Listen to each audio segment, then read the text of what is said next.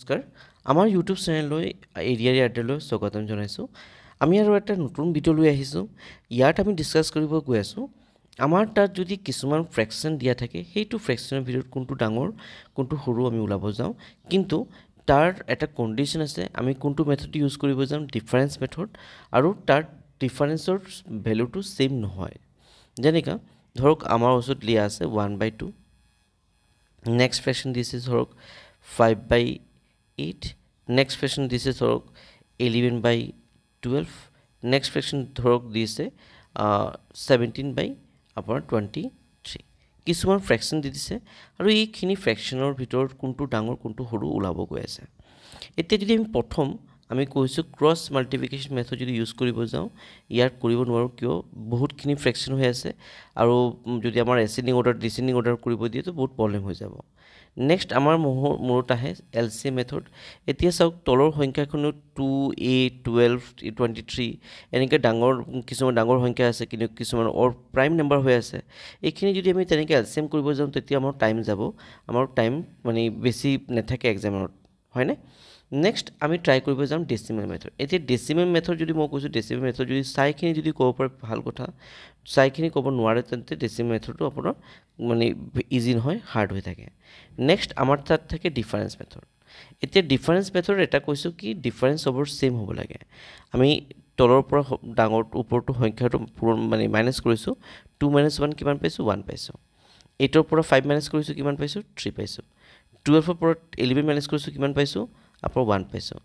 23 পৰা 17 মাইনাস কৰিছো কিমান পাইছো 6 পাইছো হয়নে এতিয়া আমাৰ যেটো সংখ্যাখিনি হৈ আছে সবৰ ডিনোমিনেটৰ আৰু নিউমাৰেটৰ ডিফাৰেন্সটো সেম নহয় নট সেম ঠিক আছে না যেতিয়া সেম নহয় তেতিয়া কি কৰিব লাগে যদি আপোনাৰ সংখ্যাখিনি তেনেকৈ ডিফাৰেন্সটো সেম নহয় তেতিয়া ডিফাৰেন্সৰ এলসিএম কৰিব লাগে হয়নে এতিয়া এটা প্ৰথমটো 1 তাৰ পিছতো 3 তাৰ পিছতো 1 তাৰ পিছতো 6 এইখিনি যদি মই এলসিএম কৰো মই এলসিএম কিমান পাম 6 পাম হয়নে এইখিনি যদি লখাগু কৰো আমি কিমান পাম 6 পাও এতিয়া আপুনি কি কৰিব 6 সবৰ ওপৰত ডিভাইড কৰি দিব সবৰ ওপৰত লিখি দিব যিমান কি ডিফাৰেন্স আছে তাৰ ওপৰত 6 to 6 মানে এলসিএম টো লিখি দিব ঠিক আছে না লগত কি পূৰণ কৰিব আপোনাৰ যেটো নিউমাৰেটৰ আছে লগত কি পূৰণ কৰিব নিউমাৰেটৰখন লগত নিউমাৰেটৰ পূৰণ হ'ব লগত নিউমাৰেটৰ পূৰণ হয়নে এতিয়া চাও 1 দি 1 ডিভাইড কৰিলে 1 হ'ব 1 into 6 6 পাইছো 3 কিমান যাব 2 times 2 into 5 কিমান হ'ব 10 হ'ব 1 6 times 6 হ'ব 6 into 11 কিমান হ'ব 66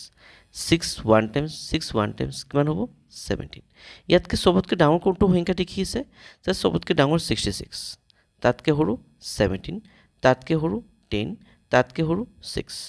66 কাৰ ফ্ৰেকশন হয় 11/12 17 কাৰ হয় 17/23 আপোনাৰ 10 কাৰ হয় আপোনাৰ 5/8 আৰু 6 কাৰ হয় 1/2 বুজিছে নে তো ডিফাৰেন্স যদি সেম নহয় তেতিয়া আমি কি কৰিম ডিফাৰেন্সৰ এলসিএম উলাই দিম আৰু ডিফাৰেন্সৰ এলসিএম টো ওপৰত থাকিব ডিফাৰেন্সৰ এলসিএম টো ওপৰত থাকিব ইনটু নিউমাৰেটৰ থাকিব আমি এনসাৰটো পাই যাম বুজিছে নে আই হোপ আপোনালোকে কনসেপ্টটো বুজি পাইছে